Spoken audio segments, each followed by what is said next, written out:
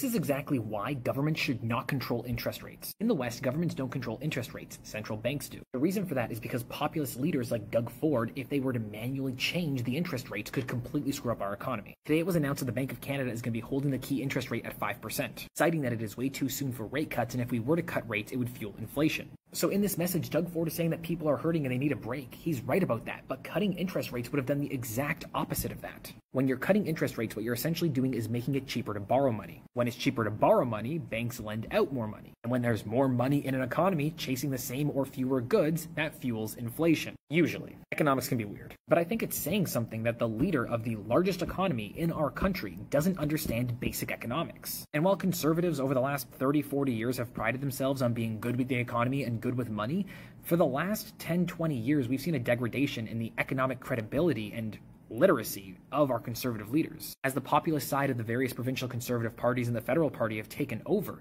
they've lost their ability to actually fundamentally understand basic economic principles. Like, let's put this into perspective. I'm going to say something nice about Harper. Harper had an economic background. Harper was not a fan of Keynesian or left-wing economics. During the '08 crisis, Harper was about to push forward on his own plan, but the minority government at the time held him and was like, yo, you can't do this, it's going to screw things up. Harper, in that moment, changed his economic lens from a monetarist view to a neo-Keynesian view. That, alongside of Paul Martin's banking reforms when he was the finance minister, are the reasons why Canada did the best during the '08 crisis. Because Harper, as somebody who understands economics, realized that in that exact moment, his preferred way of doing things would not have led to success. God damn it, I can't believe Doug Ford made me compliment Stephen Harper.